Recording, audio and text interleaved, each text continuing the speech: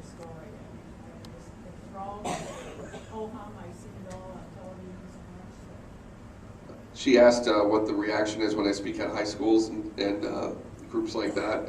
They generally are attentive and respectful, and they seem to get it. I spoke to to Lakeville North high school football team last week, and they completely got it. I got emails afterwards from parents saying, "Hey, thank you very much," and that means a lot to me, because if I can just, inspire one person, it's all worth it.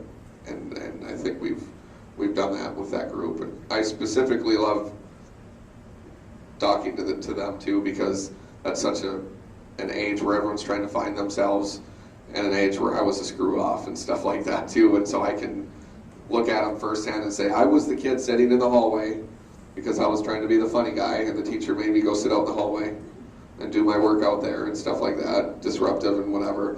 And it's okay to be a kid and have fun and stuff like that, but you'll have to grow up at some point. It's okay. And the other thing is, appreciate being a kid, enjoy it while you can. I think we're trying to make kids so old nowadays. My 9 and 10-year-old have so much homework now when they come home from school. I never had that much. I probably wouldn't have done it. My parents wouldn't have made me. That's a different story. But I was yesterday were the first parent-teacher conferences, and my 10-year-old, we went in there, and his teacher was like, he's such a nice boy, he's so sweet, he does all of his work. And she said, and one of my focuses is making sure that they get their classwork done here. I don't want to send them home and do homework, because they need to be kids. And I was like, we need more teachers like you. That's, let them be a kid there. And that's another, to go back to the message I have for high schoolers and for kids and stuff. We stress them out by piling all this stuff on them, right? Because they're going to have to go to college. They have to get, at least a 4-year degree to be competitive in this, hyper-competitive global economy. Everybody's getting degrees and stuff. You need this. So it's always preparing to be an adult. Whereas, remember what it was like to be a kid and go outside and play games and play sports and all of that? I think we're losing that. So I tell these kids, I know you have all this work to do, and I'm not saying don't do it, but look at the big picture, okay? You're going to have your whole life to work. Get your stuff done, do it, but enjoy being a teenager, enjoy being a kid, because you only get one chance at it. I can look back and say, regardless of the fact that I screwed off quite a bit in high school, I had a great time. I had a great time in high school, probably too good of a time. And so it's probably why my memory sometimes is off now. Are you in college or taking any courses? You have to have employment, or can you survive on your pay? She asked if I am going to college, or if I need to work to survive on besides my pension. I get a solid pension, but I was a stay-home dad for a little while I was going through the process. The military told me, you can stay in, we'll have a job for you. But I joined the Army to fight bad guys. I joined to run around on the ground, kick in doors, the whole, hua thing. And when I couldn't do that anymore, I said I want to be done. And I got an opportunity to work for the Minnesota National Guard as a civilian contractor. So I get to do marketing and advertising for the National Guard, and work with soldiers all day, but I'm out of the military. So I like that. They speak my language. I'm getting to market something I love. So that's great. I have fun. I enjoy my job. So I get to do that. So I have my pension, but I also work full time. And then I got a crazy hair last year and a half ago, and I ran for the Minnesota House of Representatives, and they elected me. So that's a part-time job I have, is representing Cottage Grove area at the state capitol. So that's been interesting, knocking on thousands of doors with no legs, when there's other candidates complaining, going, God, I don't want to knock on more doors, it's so tiring. I'm like, hey, what do you think of this? No excuses. So, no, it's been fun.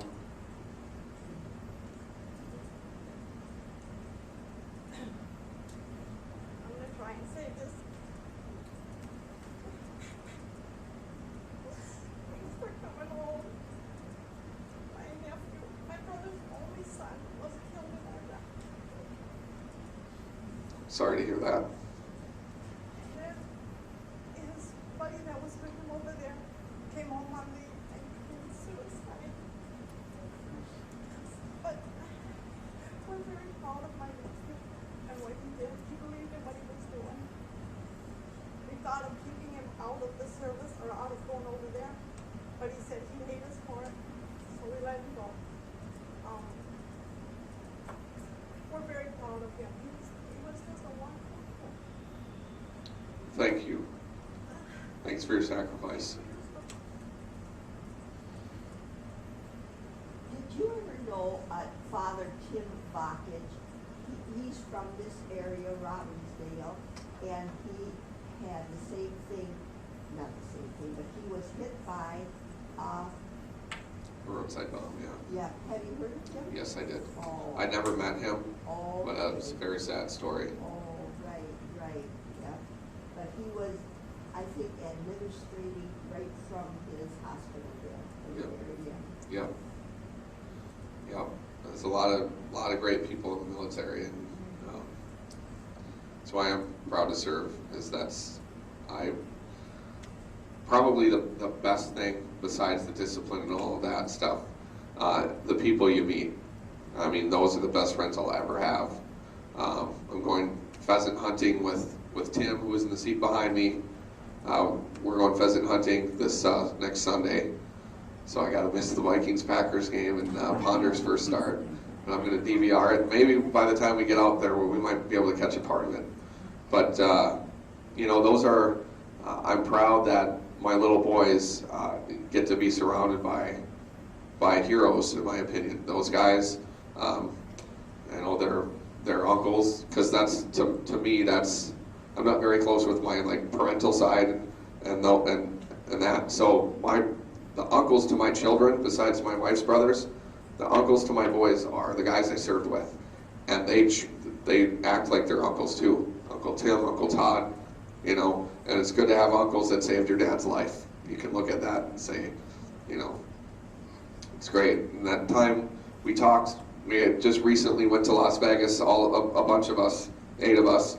We had talked about going to Las Vegas when we were in Iraq.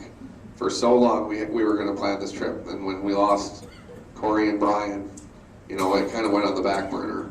But we went in September, and we had a great time. In fact, we couldn't find 2 of the guys the last morning there, and they showed up just in time to shower and get on the plane. So it was a good time. Do you have nightmares or PTSD? She asked about if I was ever affected with PTSD. Absolutely, I was. Yep, and that was part of why they had me talk about it so much. I mean, there was times I had terrible dreams. I remember at some points I would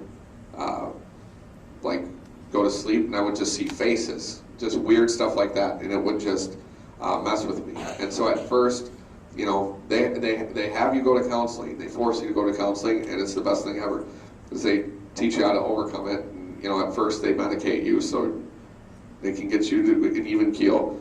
And I'm not on any medication for that now. I really don't consider having PTSD. Consider myself having it now.